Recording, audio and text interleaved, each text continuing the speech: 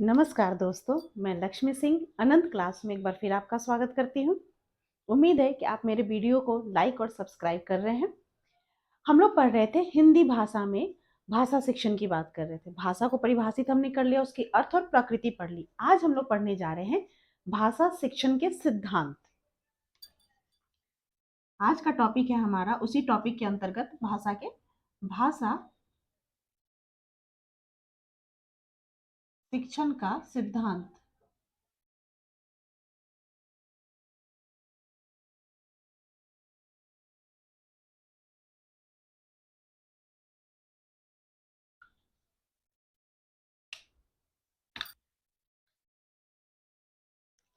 कहता है क्या कि भाषा शिक्षण का सिद्धांत हम लोग पढ़ने जा रहे हैं। शिक्षण क्या है? किसी भी चीज की शिक्षा देना क्या है? शिक्षण एक तरह की कला है। टीचिंग एक तरह की, कैसे बोले, एक आर्ट है। ठीक है, जिसको पढ़ाने के लिए शिक्षक को उस कला में निपुण होना जरूरी है, जिसको हम लोग कहते हैं शुद्ध हिंदी में प्रवीण। प्रवीण होना जरूरी है, मतलब टीचर की एबिलिटी इतनी होनी चाहिए कि वह अपने टीचिंग एक्टिविटी में, अपने टीचिंग एड्स के साथ, अपने मेथड ऑफ टीचिंग में वह निपुण निपुण हो। ओके, तो बात यहाँ हो रही है कि शिक्षण क्या है? एक कला है, और उसको में प्रवीण होने के लिए अध्यापक कैसे अपने आप को प्रवीण करेगा? भाई, कैसे अपने आप को निपुण करेगा? कैसे आपके अपेक्षाओं पे मैं एज ए टीचर खड़ी उतरूंगी? उसके लिए क्या होता है, मेन बीच का जो डोर होता है वह होता है स्टूडेंट की रुचि, स्टूडेंट की योग्यता, उसकी स्टूडेंट की व्यक्तिगत विभिन्नताएं। इन सब चीजों को टीचर को क्या होता है, ध्यान में रखना होता है। स्टूडेंट को किस सब्जेक्ट, किस चीज तरह से पढ़ाएं भाषा को, कि वह उसको उसमें उसकी रुचि आ जाए। कुछ बच्चों को नहीं होती है लिटरेचर में रुचि, तो उसको लिटरेचर में रुचि लाने के लिए टीचर को क्या होता है, अलग अलग मेथड अपनाने होते हैं। ठीक है, तो वही बात को यहाँ पे कहता है क्या, कि टीचर अगर बच्चे के रुचि के अकॉर्डिंग पढ़ा रहा है, टीचर अगर बच्चे की योग्यता को ध्यान में रखकर पढ़ा रहा है, उसकी व्यक्तिगत विभिन्नताओं को ध्यान में रख के पढ़ा रहा है, तो वह टीचर क्या है, अपनी भाषा के क्लास में वह क्या है, निपुण है। ठीक है, तो ऐसे सिद्धांत को हम लोग इसको नाम दे सकते हैं भाषा शिक्षण का सामान्य सिद्धांत, या भाषा शिक्षण का सिद्धांत हम लोग कह सकते हैं, जिसमें के तहत टीचर क्या है, बच्चे के अकॉर्डिंग अपनी टीचिंग को मोटिवेट कर रहा, मतलब मॉडिफाई कर रहा है, मोटिवेट नहीं कहेंगे, मॉडिफाई कर रहा है। अपनी टीचिंग एक्टिविटी को इतना टीचिंग एड्स को इतनी अप्लाई कर रहा है कि बच्चे को क्या हो रहा है, उस चीज में मजा आने लग रहा है अपनी उस क्लास में। ठीक है, तो कुछ सामान्य सिद्धांत हम लोग आज देखते हैं। पहला क्या है, रुचि का सिद्धांत।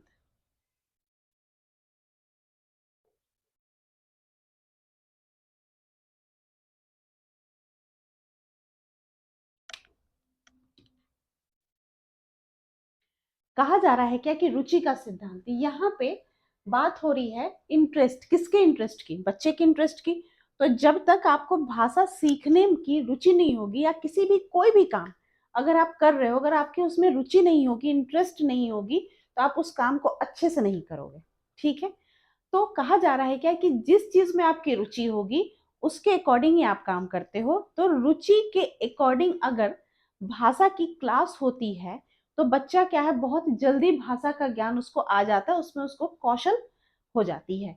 तो उस बात को यहाँ पे कह रहा है क्या कि फर्स्ट प्रायोरिटी में रखा गया है, बच्चे की रुचि को देखते हुए शिक्षक को क्या करना है, अपने कक्षा में भाषा का अध्यापन करना है। ठीक है, नेक्स्ट पॉइंट देखते हैं। दूसरा है सिद्धांत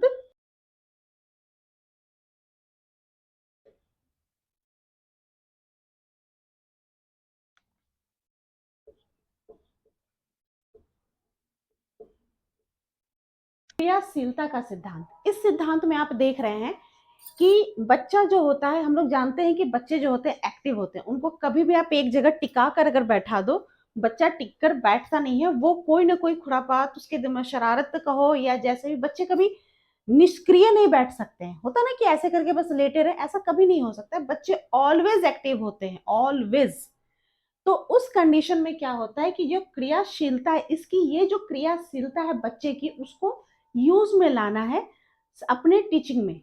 ठीक है, तो उसकी उस क्रियाशीलता को ध्यान में रखते हुए बच्चे को भाषा शिक्षण के क्लास में एक्टिव रोल देनी है। ठीक है, उस एक्टिव रोल के लिए टीचर को यहाँ पे क्या करना होगा, शिक्षकों की वह अपने शिक्षण उद्देश्यों की प्राप्ति के लिए अब तरह तरह की शिक्षण सामग्री का प्रयोग करना होगा, ताकि बच्चे उसमें क्रियाशील होकर उसमें पार्टिसिपेट कर कर उस क्लास को और इंटरेस्टिंग बनाते हुए भाषा को अच्छे से अच्छे तरीके से सीख सके। तो इस जगह पे क्रियाशीलता का सिद्धांत का प्रयोग शिक्षक कर सकता है। नेक्स्ट पॉइंट देखते हैं।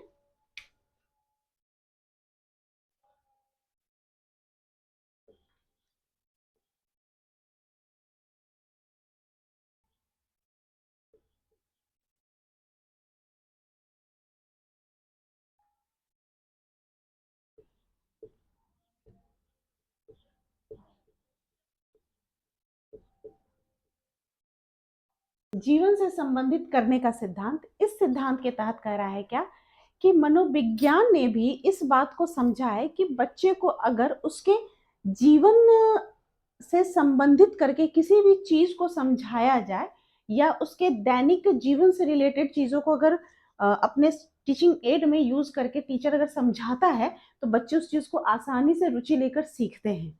तो कहता है क्या कि भाषा शिक्षण के क्लास में भी सेम चीज को टीचर अगर लाता है कि अगर उसको उसके जीवन से संबंधित दैनिक कार्यों से रिलेटेड हर एक चीज को अगर भाषा शिक्षण की क्लास में उसको बच्चे को दिया जाता है तो बच्चे बहुत रुचि से इस क्लास को अटेंड करते हैं और इसके द्वारा बच्चा क्या होता है, अपने आसानी से भाषा के सीख लेता है।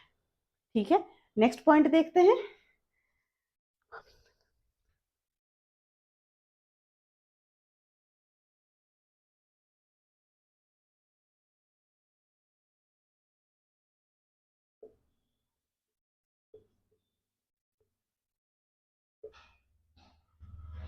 का सिद्धांत, स्वाभाविकता से बात हो रही है कि बच्चा जब सबसे पहले कहाँ होता है, माँ की गोद में होता है।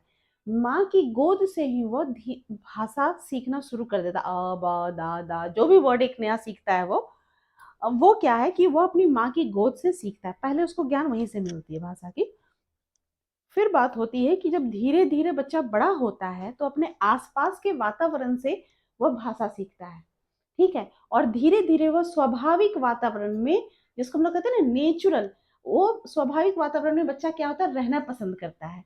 तो यहाँ पे बात हो रही है, ये जो भी चीज हम लोग पढ़ रहे हैं सिद्धांत, ये क्या है, भाषा शिक्षण के अकॉर्डिंग पढ़ रहे हैं। तो उस तहत में बात हो रही है कि टीचर को भी अपनी क्लास में सो कैसा वातावरण हमें रखना है, स्वाभाविक वातावरण रखना है। जो जिस माहौल से बच्चे आते हैं, जिस वातावरण से बच्चे आ रहे हैं, वैसे ही माहौल रखने का टीचर को क्लास में प्रयास करना चाहिए। ठीक है, नेक्स्ट पॉइंट देखते हैं।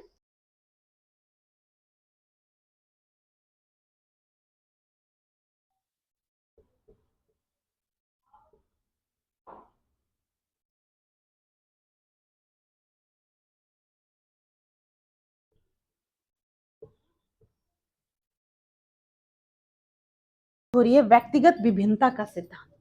ये हम लोग साइकोलॉजी में भी पढ़ते हुए आ रहे हैं, अभी व्यक्तिगत विभिन्नता, भी ये लेसन नहीं पढ़ा है हमने। व्यक्तिगत विभिन्नता की बात यहाँ पे जब हो रही है तो कहता है क्या कि हर एक बच्चा क्या है, अलग अलग इन्वायरमेंट से आता है, अलग अलग माहौल से, मतलब परिवेश और वातावरण। ठीक है, अलग अलग जगह से वो आता है। तो हर एक बच्चा क्या है, उसकी इंडिविजुअल और डिफरेंट होता है एक दूसरे से, ये कॉमन सी बात है। तो कह रहा है क्या कि इस समय शिक्षक का क्या कर्तव्य होना चाहिए, तो शिक्षक का कर्तव्य यह होना चाहिए कि वह बच्चे के व्यक्तिगत विभिन्नता के अनुसार क्लास में भाषा का शिक्षण दे। अच्छा, व्यक्तिगत विभिन्नता के अनुसार वो अगर क्लास में वातावरण बनाने का प्रयास करता है, बच्चे को शिक्षा देने की कोशिश करता है, तो उस अकॉर्डिंग वह क्या करेगा कि बच्चे की जो उसकी खुद की कुछ समस्याएं होंगी व्यक्तिगत, उस समस्या का भी वो समाधान कर सकता है। ठीक है, किसी बच्चे की हिंदी की राइटिंग बहुत अच्छी होती है, किसी की बहुत बेकार होती है, तो टीचर क्या करेगा, या तो बेकार राइटिंग को छोड़ दे, अच्छे वाले को ही बढ़ाते रहे, या टीचर उस जगह उसको बार बार लेखनी देगा कि आप प्रैक्टिस करो, प्रैक्टिस करो, प्रैक्टिस करो। ठीक है, तो उससे क्या है कि एक बच्चे को अलग से वो कुछ टाइम दे रहा है, अलग से कुछ उसको होमवर्क भी दे रहा है। ठीक है, अपने पास बैठाकर उसको सिखा रहा है। तो वह क्या है कि वह बच्चे की समस्या का भी समाधान कर रहा है। तो उसी बात को कह रहा है यहाँ पे कि व्यक्तिगत विभिन्नता के सिद्धांत के अनुसार यहाँ पे शिक्षक क्या करेगा कि हर एक इंडिविजुअल बच्चे के विभिन्नता के अकॉर्डिंग उनको क्या करेगा, शिक्षा देने का प्रयास करेगा, ठीक है, ताकि वह बच्चों से रिलेटेड जो उनकी अपनी पर्सनल व्यक्तिगत समस्याएं होंगी उसका भी वह समाधान कर पाएगा। ठीक है, नेक्स्ट पॉइंट है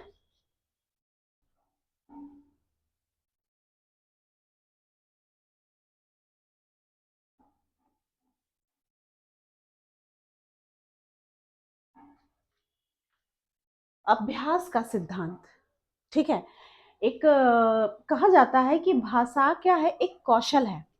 और यह कौशल तभी डेवलप होगा, एक स्किल है, जब उसका विकास तभी संभव है जब उसको हम अभ्यास में लाते हैं। एक नचिकेता की स्टोरी है जो पता नहीं अब सिलेबस में शायद अब नहीं है, लेकिन कुछ जो यूपी बोर्ड के एग्जाम के जो 10th और 12th के बुक है उसमें नचिकेता की स्टोरी है। अब जो है कहता है क्या कि अब नचिकेता एक छात्र हुआ करता है, और वह क्या होता है ना, उसको बुद्धि थोड़ी सी दूसरी टाइप की, मतलब होता है ना कि उसको गुरुजी जो बात कह देते थे उसको वही समझ में आता था। अच्छा, उसको जितनी बातें कही जाती थी उतनी चीजों को वो समझता था, उसके आगे सोचता था ना पीछे सोचता था वो। ठीक, तो ये अभ्यास का सिद्धांत पढ़ाते हुए मुझे स्टोरी याद आ गई, इसलिए मैं बता रही हूँ। इसमें है एक कहावत कही गई है, करत करत अभ्यास ते जरमत होत सुजान, रसरी आवत जात ते सिल पर परत निशान। इसका तात्पर्य यह है कि करत करत अभ्यास थे जन्मत हो तो सुजान। तो इस स्टोरी के तहत ये है, कभी कोई एक्स्ट्रा क्लास में बताऊंगी स्टोरी, अभी बस इतना जान लो कि करत करत अभ्यास में है कि आप जितना ही अभ्यास, जैसे कि वो पानी कुएं से खींच रहा था ना, उसके गुरुजी वो समझता नहीं था कोई चीजों को ठीक से, तो गुरुजी ने उसको एक काम सौंपा, पानी कुएं से पानी भरने का। तो वह दिन भर पानी भरते रह गया। तो उस दौरान में वह उसने देखा कि जितनी बार वो कुएं से रस्सी खींचा ना, तो रस्सी बहुत पानी से जब कुएं से निकलता है बाहर बाल्टी, तो बहुत ही हैवी हो जाता है।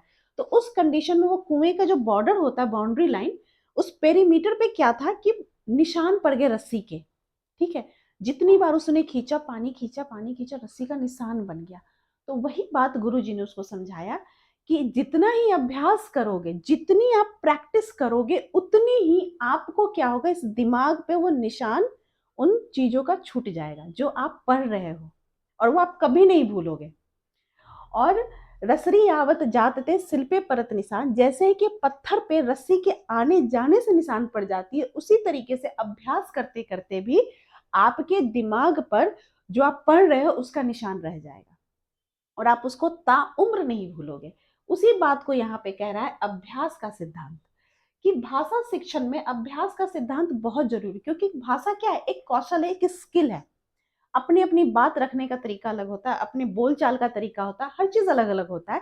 तो वो स्किल आपको डेवलप करने के लिए, आपको उसके डेवलपमेंट के लिए आपको अभ्यास करना जरूरी है। इसके लिए कहा जा रहा है कि शिक्षक का यह कर्तव्य है कि वह बच्चे को ज्यादा से ज्यादा क्लास में, अपनी कक्षा में भाषा का अभ्यास कराए। ठीक है, और अलग अलग तरीके से कराए ताकि बच्चे इंटरेस्ट लेके करें। सबसे हर चीज में गोल घुमाकर किस पे बात आ रही है, रुचि पे बात आ रही है। इस चीज का टीचर को ऑलवेज ध्यान रखना है। ओके, नेक्स्ट पॉइंट देखते हैं।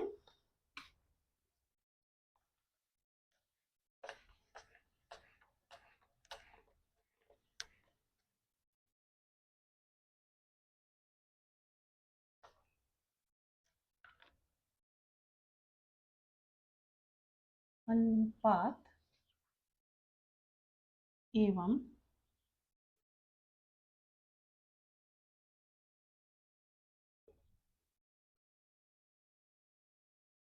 क्रम का सिद्धांत। इसमें बात हो रही है अनुपात एवं क्रम का सिद्धांत, कि कोई भी चीज एक अनुपात में होनी चाहिए, निश्चित अनुपात में, और क्रम में होनी चाहिए। बात हो रही है यहाँ पे किसकी हम लोग पढ़ाई कर रहे हैं, भाषा शिक्षण की। क्या कि भाषा की क्लास में 4 स्किल मस्ट है। क्या क्या, सुनना। पहले क्या आएगा, कोई चीज हम सुनते हैं, बच्चा जब जन्म लेता है तो वो हर जगह क्या आती है, आवाज सुनते रहता है, सुनता है वो कानों से, सुनना। फिर वह तरह तरह की आवाज निकालना शुरू करता है, बोलना। फिर वह क्या करता है, पढ़ना। फिर वह लिखना शुरू करता है। ठीक है, तो भाषा की क्लास के लिए कह रहा है क्या कि ये 4 पॉइंट इंपॉर्टेंट है, अनुपात में और क्या है, ये क्रम में है। ठीक है, ये नहीं कि बच्चा सुन ले लेकिन बोल नहीं पाए, बच्चा पढ़ ले लेकिन लिख नहीं पाए, तो यह क्या है, रेशियो में नहीं, अनुपात में नहीं है। ठीक है, बच्चे को भाषा की क्लास में ये चारों स्किल मस्ट है। अगर वो बच्चा जितनी बात सुन रहा है उतनी बात वो बोल सके, जितनी बात वो बोल रहा है तो वो पढ़ना सीख जाए, हर चीज को लिखा हुआ पढ़ना सीख जाए और लिखना सीख जाए। ये चारों स्किल का टीचर को ध्यान में रखना है कि बच्चा जो है यह क्रम में सीख रहा है कि नहीं सीख रहा है। ठीक है, नेक्स्ट पॉइंट देखते हैं।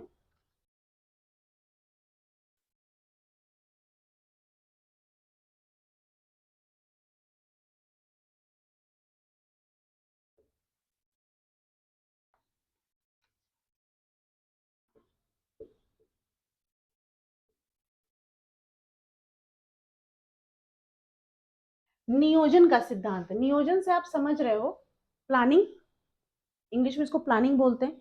तो कह रहे हैं क्या कि आप अगर भाषा की क्लास में चल रहे हैं या टीचर जब क्लासरूम में जा रहा है तो पढ़ाने से पहले, कार्य प्रारंभ करने से पहले उसको करने का वो तरीका तैयार कर ले। सपोज मैं आपके सामने क्लास में आई हूँ, इसके पहले मैंने हर चीज को पहले अपने से एक प्लान बनाया कि हाँ मुझे इस तरीके से पढ़ाना है, तब मैं आपके सामने प्रेजेंट हूँ। तो उसी तरीके से कह रहा है क्या कि भाषा की क्लास में टीचर को क्या है, कार्य प्रारंभ करने से पहले उसको उचित ढंग से करने का तरीका उसको पता हो, फिर किस तरीके से उसको मुझे प्रेजेंट करना है बच्चे के सामने, उसको प्रेजेंट करने समय उसको जो साधन यूज कर रहा है वह प्रयुक्त तो होना चाहिए उस सब्जेक्ट के अकॉर्डिंग, वो टॉपिक के अकॉर्डिंग। ये सारी चीजों के साथ ही टीचर को इस प्लानिंग के साथ क्लास में उपस्थित होगा, तभी बच्चे क्या लेंगे, इंटरेस्ट लेंगे क्लास में। ठीक है, नेक्स्ट इसमें कहता है पॉइंट,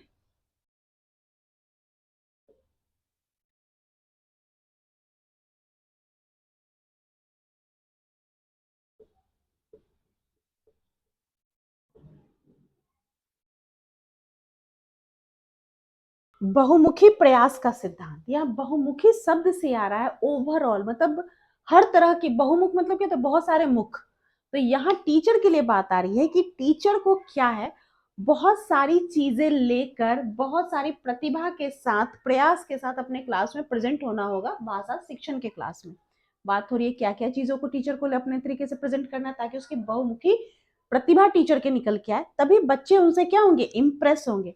इसके लिए कहता है क्या कि बच्चे को भाषा की क्लास में टीचर को सबसे पहले भाषा की क्लास में क्या करना होगा, खुद से सस्वर उच्चारण करना होगा।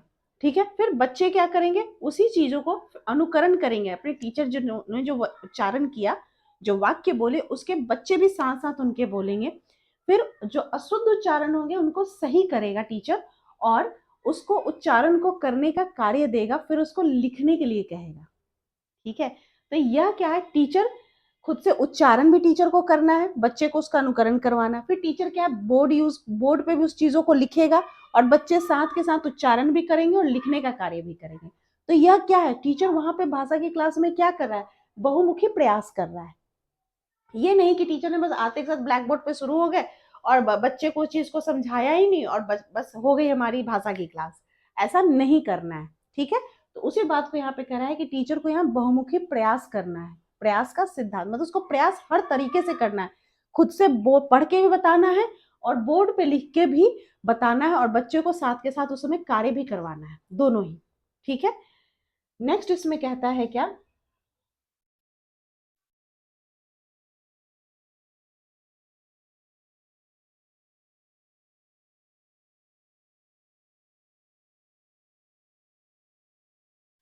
अनुकरण का सिद्धांत। हम लोग पढ़ चुके हैं पिछले क्लास में कि भाषा क्या है, अनुकरण पर निर्भर करती है, अनुकरण ही भाषा है। ठीक है, तो इस बात में कहता है क्या कि बच्चे को जितना ही आप,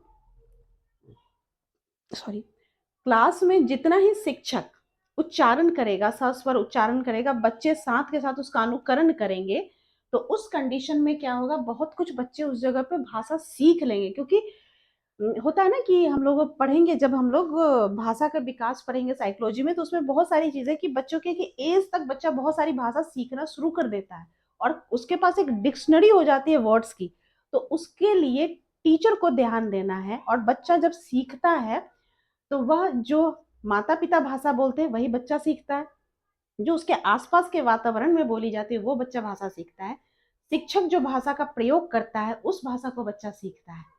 तो इस कंडीशन में टीचर को यह ध्यान रखना है या माता पिता को भी यह ध्यान रखना है कि बच्चा अनुकरण आपका कर रहा है, तो इसके लिए भाषा का प्रयोग बहुत समझदारी से और सोच समझ कर करना है, तभी जो भाषा आप बोलेंगे वही बच्चा भाषा उस भाषा को अनुकरण कर रहा है। इसलिए अब टीचर को भाषा का प्रयोग बहुत ही समझदारी से बच्चे के सामने करना है क्लास में। ठीक है, नेक्स्ट पॉइंट देखते हैं।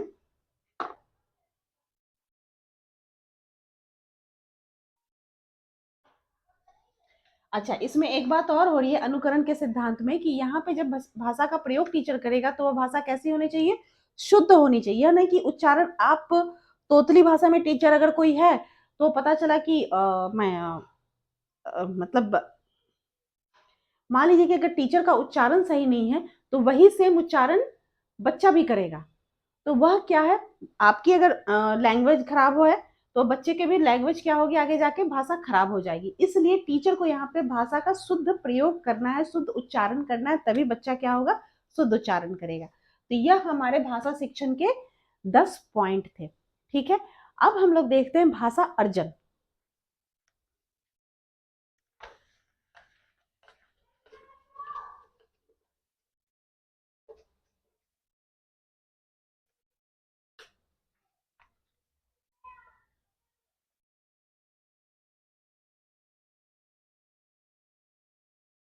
पिछले वीडियो में मैंने बताया था कि भाषा क्या है, अर्जित की जाती है ना। ये कोई पैतृक संपत्ति नहीं होती, ये अर्जित संपत्ति होती है। उसी की बात आज है, कुछ पॉइंट में मैं इसको आपको बता रही हूँ। अर्जन बच्चा कहाँ से, अच्छा भाषा का वर्जन अर्जन बच्चा कहाँ कहाँ कर सकता है, तो उसके लिए पहला पॉइंट ये है। तो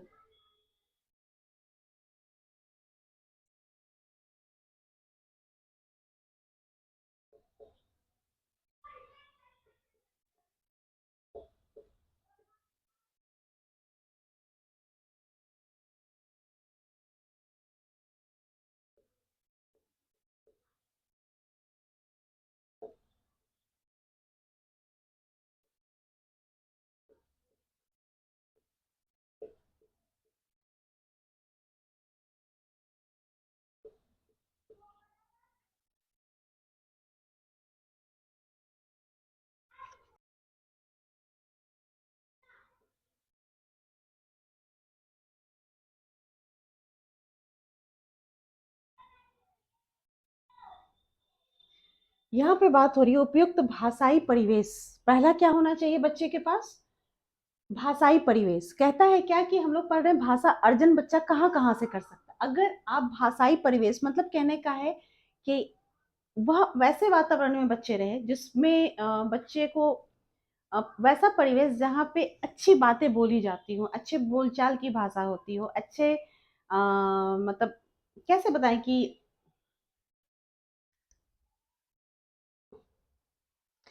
बच्चे के कौशल विकास, भाषाई कौशल का विकास करने के लिए उसको एक उचित वातावरण, हेल्दी वातावरण देना बहुत ही जरूरी है।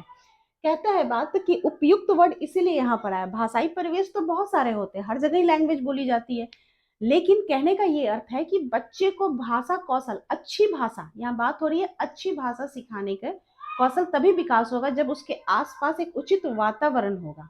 ठीक है, तो अच्छे वातावरण में बच्चे को भाषाई कौशल का विकास करना बहुत जरूरी है, जहाँ बच्चा अच्छी भाषा का अर्जन कर सकता है। नेक्स्ट कहता है अनुकरण के अवसर। हम लोगों ने पहले सिद्धांत में भी बात की, पहले भी बात कर रहे हैं कि भाषा के अनुकरण द्वारा सीखी जाती है। तो इस कंडीशन में बात ये हो रही है कि बच्चा अनुकरण करके सीख रहा है, यानी कि जहां जैसे होता है ना कि छोटे बच्चे भाषा कम बोलते हैं, आजकल टीवी और मोबाइल का जमाना है, जैसे बच्चे मोबाइल पे ही बिजी हो जाते हैं। छोटे बच्चे को हम लोग मोबाइल पकड़ा देते हैं कि बच्चा खाना खा लेगा या बच्चा कुछ देर बिजी होगा, या टीवी दिखाते हैं तो उसमें क्या है, बच्चा सिर्फ देख रहा है, खुद से तो बोल नहीं रहा है। अगर मैं उसके साथ बैठ रही हूँ, अगर मैं उसके साथ बात करी तो मेरे से वो कुछ सीखेगा वर्ड, मेरी ओठों को लिप्स को पकड़ के वो फटाफट मेरे तरफ से वो बोलने की कोशिश करेगा, बैबलिंग करने की कोशिश करेगा। इस बात को यहाँ कह रहा है कि बच्चा अनुकरण द्वारा सीखता है, इसलिए उसको ऐसे जगह पे रखा जाए बच्चे को जहां लोग भाषा में ज्यादा बोलचाल की भाषा रखते हैं, जहां लोग वातावरण में आसपास इन्वायरमेंट वैसा मिले ताकि उसको अनुकरण का अवसर मिले, अधिक से अधिक भाषा सीखने का अवसर मिले। नेक्स्ट है भाषा के प्रयोग का अवसर। अब वो कार्टून से तो बात बच्चा नहीं करेगा, वो आपसे बात करेगा या अपने फ्रेंड से बात करेगा। तो बच्चे को एक समाज में बाहर निकालना है, उसको एक उसकी सोसाइटी देनी है कि स्कूल के बाद एक अलग परिवेश जो वातावरण में बच्चा रह रहा है वहां उसको छोड़ना होगा। तभी बच्चा अपना प्रयोग अपनी तरफ से भी बात करेगा, वह कोशिश करेगा कि हाँ मैं भी बोलूं। तो बोलते बोलते बच्चा क्या होता है, सीख जाता है। तो यहाँ क्या है, भाषा के प्रयोग का अवसर। अब नेक्स्ट क्या है, ठीक से कह रहा है क्या कि बच्चे को ऐसे परिवेश में रखना है।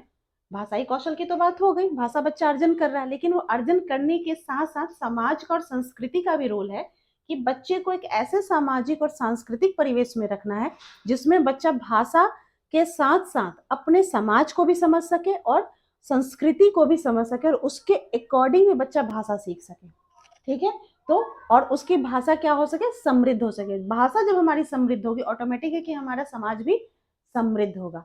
तो यह जो मैंने भाषा अर्जन तो मैं आपको पढ़ा चुकी थी, बट ये मैंने बताया कि भाषा अर्जन कहाँ कहाँ से बच्चा कर सकता है और अर्जन करने के बाद क्या आउटकम कहाँ होता है कि बच्चा अर्जन अगर इस चारों जगह से अगर बच्चे को भाषाई परिवेश मिलती है, अच्छी अनुकरण करने का अवसर मिलता है, प्रयोग करने का अवसर मिलता है और समृद्ध समाज उसको मिलता है, संस्कृति मिलती है, तो ऑटोमेटिक है कि बच्चा बहुत ही अच्छी भाषा का अर्जन करेगा।